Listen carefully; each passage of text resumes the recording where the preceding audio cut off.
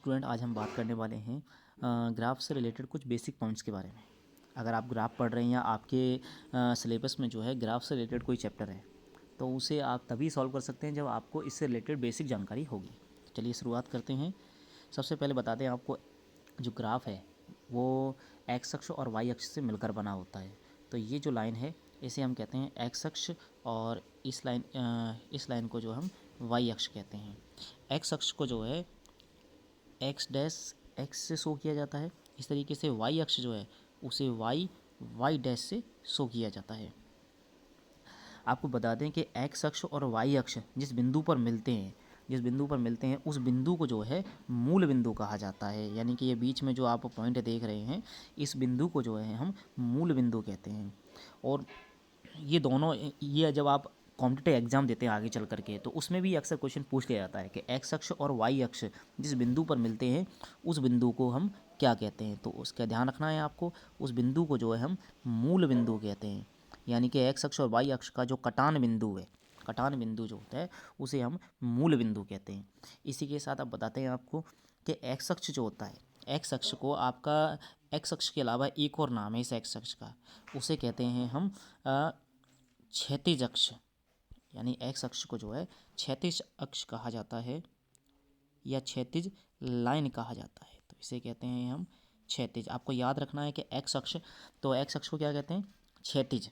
और इसी तरीके से जो वाई अक्ष है आपका, वाई अक्ष को जो है इसे भी नाम दिया गया है, इसे कहते हैं ऊर्ध्वाधर। क्या कहते हैं, ऊर्ध्वाधर। ये आपको याद रखना है। ये अक्सर एक नंबर के यानी कि टिक द करेक्ट वाले जो क्वेश्चन होते हैं उसमें पूछ लिया जाता है कि एक्स अक्ष का दूसरा नाम क्या है। तो आपको एक्स अक्ष का दूसरा नाम बताना है क्षैतिज अक्ष और या क्षैतिज लाइन, क्षैतिज रेखा। और वाई अक्ष को जो है हम ऊर्ध्वाधर अक्ष या फिर ऊर्ध्वाधर रेखाएं कहते हैं।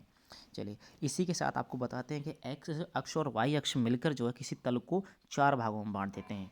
और इन चारों भागों को जो है हम चतुर्थांश कहते हैं। क्योंकि चतुर्थांश का जब आप इसे 2 हिस्सों में तोड़ते हैं तो चतुर्थांश का अर्थ होता है चतुर्थ अंश। यानी कि किसी जो आपको दे रखा है प्लेन, उसका चौथा अंश।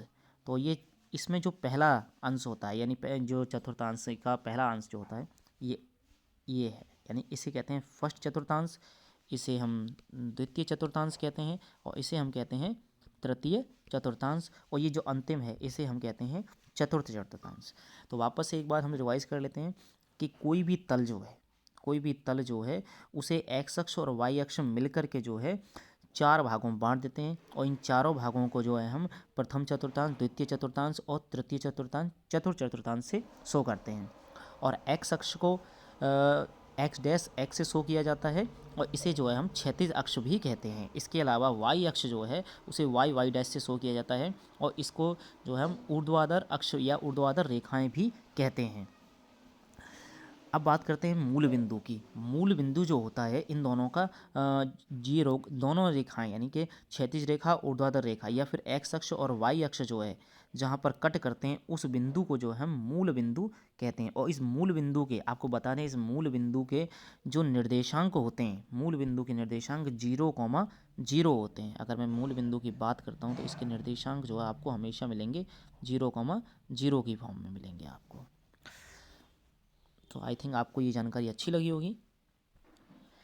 अब स्टूडेंट हम बात करने वाले हैं कि यहाँ पर जो है एक्स अक्ष और वाई अक्ष पर संख्याओं को किस प्रकार से दिखाया जाता है। तो देखो, जैसे कि आप देख रहे हैं कि मूल बिंदु के एक्स अक्ष पर जो है मूल बिंदु के आप दाईं तरफ जाते हैं तो संख्याएं जो है वो प्लस में जाती हैं। आपकी संख्याएं जो है आपकी वो प्लस में पाई जाएंगी, और प्लस में जैसी तरफ दाईं तरफ जाएंगे हम संख्याओं का मान बढ़ता जाएगा। जैसे यहाँ पर 1 2 3 4 5 6 ऐसे ही अनंत तक चलता जाता है मान। तो यानी कि हम मूल बिंदु से, एक्स अक्ष पर जो है मूल बिंदु से जब दाईं तरफ जाते हैं तो संख्याओं का मान जो है वो धनात्मक पाया जाता है, धनात्मक। इस तरीके से जब एक्स अक्ष पर मूल बिंदु के हम बाईं तरफ जाते हैं तो वहाँ पर जो संख्याओं का मान जो है माइनस में पाया जाता है, माइनस में पाया जाता है यहाँ पर।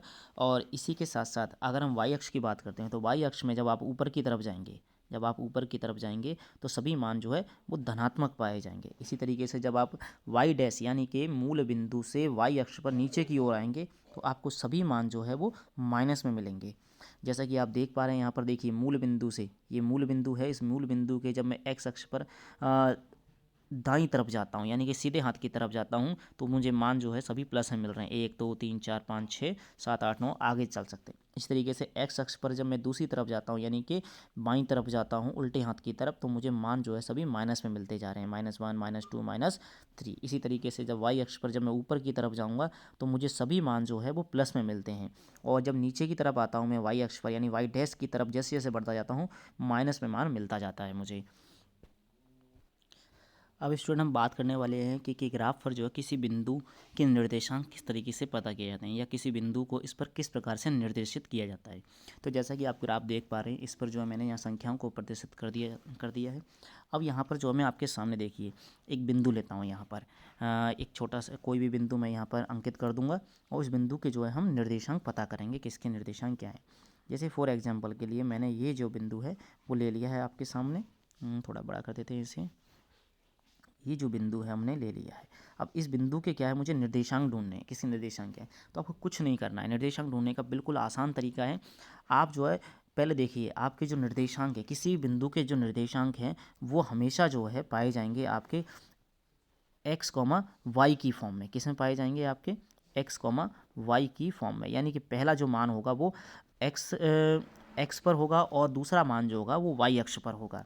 तो हम इस बिंदु की बात करते हैं। इस बिंदु पर जो आपको बिंदु दिया हुआ है ये ब्लू कलर का, इसमें देखिए सबसे पहले हम एक्स वाली लाइन पर देखते हैं कि एक्स वाली लाइन पर ये किस पॉइंट के सामने। तो देखिए आप ध्यान से देख पा रहे हैं कि ये एक्स अक्ष पर जो है ये 3 के सामने। तो यानी कि इसका पहला मान जो है वो हो गया 3। इसके बाद अब हम वाई अक्ष की बात करते हैं, तो वाई अक्ष के सामने देखिए आप देख पाएंगे ये 2 के सामने है। तो यानी कि इस बिंदु के जो निर्देशांक हो गए वो हो गए 3,2।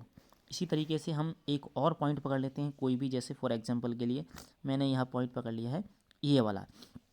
इस बिंदु की बात करते हैं कि इस बिंदु के निर्देशांक जो है क्या है। तो देखिए इस बिंदु के निर्देशांक जानने से पहले हम देखेंगे कि एक्स अक्ष से जो है एक्स अक्ष पर हम देखेंगे कि बिंदु किसके सामने। तो देखिए एक्स अक्ष पर मुझे दिखाई दे रहा है कि ये बिंदु जो है -3 के सामने है। तो -3, तो सबसे पहले हमें एक्स का मान, तो एक्स का मान हो गया आपका -3, -3 हो गया है। ये लिख नहीं पा रहा है सही से। देखिए एक्स अक्ष पर जो है आपका मान है -3। अब वाई अक्ष की बात करते हैं, तो वाई अक्ष पर जो ये बिंदु है आपका, देखिए थोड़ा सा पॉइंट को मैं यहाँ कर देता हूँ, हाँ, ताकि बिल्कुल सही हो जाए। देखिए वाई अक्ष पर जो है ये पॉइंट जो है 3 के सामने, और क्योंकि ये वाई अक्ष पर नीचे की तरफ है तो इसका मान जो है वो हो जाएगा -3। तो यानी कि इस बिंदु के जो निर्देशांक हैं वो -3,3 है। इस पहले बिंदु को जो है हम नाम दे देते हैं ए और इस दूसरे बिंदु को नाम दे देते हैं हम बी। तो देखिए हम किसी भी बिंदु के निर्देशांक जो है इस तरीके से निकाल सकते हैं। तो आई होप आपको ये जानकारी अच्छी लगी होगी।